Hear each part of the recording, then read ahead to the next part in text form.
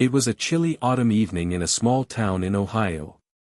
The grocery store was buzzing with the usual after-work crowd, mothers picking up last-minute ingredients for dinner, college kids rushing in for snacks, and older folks shuffling slowly through the aisles.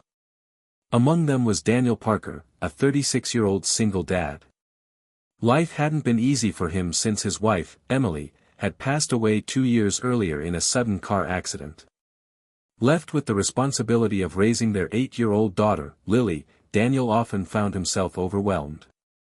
Still, he was determined to give Lily the happiest childhood possible despite the storm that had shaken their family. That evening, Daniel had promised Lily homemade spaghetti and garlic bread, her favorite meal. He picked out pasta, fresh tomatoes, and a loaf of bakery bread, and finally joined the checkout line. At the register stood a young cashier named Sophie, no older than 22. She had a kind face, freckles sprinkled across her cheeks, and eyes that looked like they carried too many stories for someone her age. As Daniel placed his items on the conveyor belt, he noticed her hands trembling slightly as she scanned the groceries. At first, he thought maybe it was just the cold, but the store was warm inside. He glanced again, her hands were definitely shaking, and she struggled to steady them each time she reached for an item. Daniel, being the type of person who couldn't ignore someone in distress, finally asked. "Hey, are you okay? Why are your hands shaking?" Sophie froze. For a moment, Daniel thought he had crossed a line. Customers usually kept conversations at a polite minimum. But instead of brushing off the question, Sophie stopped scanning, looked up at him, and gave a small, shaky smile. Her reply left him speechless. "I'm sorry," she said softly, her voice barely audible. "I've been working double shifts for the past 2 weeks. My mom is in the hospital, and I'm the only one bringing in money right now. Sometimes I'm so tired that my body just shakes."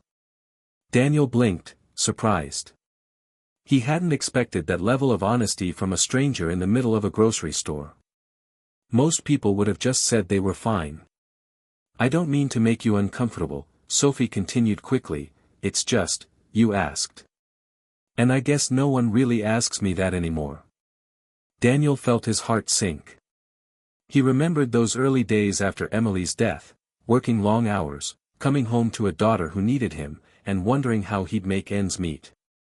He knew what it felt like to be exhausted to the core, to feel like you were carrying the world on your shoulders with no one noticing. He cleared his throat, unsure of what to say. "No, I'm glad you told me," he replied gently. "I know what it's like to feel like you're drowning and nobody sees it." Sophie looked up, her eyes glistening. "You do?" Daniel nodded.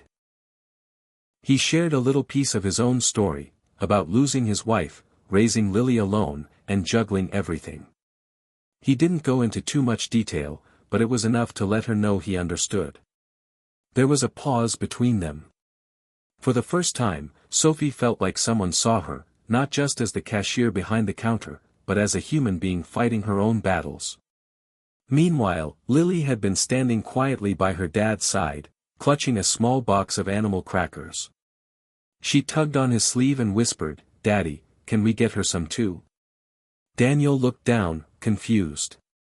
"Get her some what, sweetheart?" "Some animal crackers," Lily said, her big brown eyes earnest. "If her mom is in the hospital, maybe she doesn't have time to eat. She looks tired." Daniel's throat tightened. Sometimes, children noticed the things adults missed. He smiled and nodded. "That's a wonderful idea." He picked up another box of crackers and added it to the pile. Sophie noticed and shook her head. "Oh no, you don't have to do that." But Daniel insisted. "It's just a little snack. Everyone deserves a reminder that people care." Sophie's eyes welled with tears.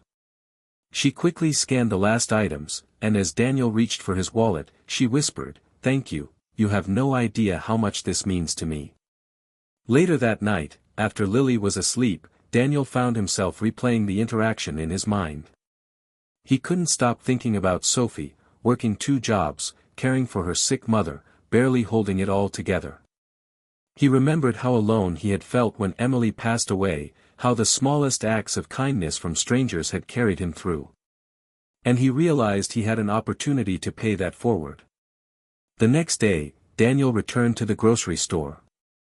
He didn't see Sophie right away, but when he asked one of the employees, they told him she'd be in later that evening. So Daniel came back with a small gift bag. Nothing extravagant, just a handwritten note, some snacks, and a $50 grocery gift card. When Sophie saw him waiting at her register, she looked surprised. "You're back," she said with a tired smile. Daniel handed her the bag. "This is for you. I know it's not much, but, when my wife passed, people did things like this for me. And it made all the difference." Sophie opened the bag, her hands trembling for an entirely different reason this time. She pulled out the note and read it silently. "You are stronger than you know. You're not invisible.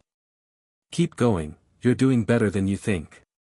By the time she looked up, tears were streaming down her face. "No one's ever done something like this for me," she whispered.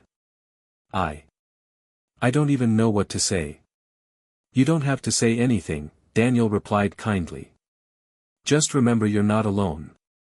Over the following weeks, Daniel and Sophie's paths crossed more often. Sometimes he'd stop by her line on purpose, sometimes it was just coincidence. Each time, they shared a few words, about Lily, about Sophie's mom, about life. Slowly, an unexpected friendship began to form. Sophie started looking forward to seeing Daniel and Lily. They reminded her that kindness still existed, that life wasn't just about endless shifts and hospital visits. And Daniel, in turn, found hope in Sophie's resilience, her quiet strength despite everything she faced. For Lily, Sophie became almost like an older sister figure. She would wave excitedly whenever they saw her and sometimes slip her little drawings with smiling stick figures and hearts. One evening, months later, Sophie approached Daniel as he was checking out. Her hands weren't shaking anymore. She looked more rested, stronger. "My mom's finally home," she said, smiling through tears. "She's still recovering, but she's going to be okay." Daniel felt genuine relief for her. "That's amazing, Sophie. I'm so happy for you." She paused, then added softly, "And I don't think I could have gotten through it without the reminder that someone cared. You have no idea how much that day changed me." Daniel thought back to that first moment, when he had simply asked why her hands were shaking. Such a small question, yet it had opened a door neither of them expected. Sometimes, the world doesn't change through grand gestures. Sometimes, it changes because someone cared enough to notice, to ask, and to listen. And for both Daniel and Sophie, that moment at the checkout line would always be the beginning of something far greater than they could have imagined.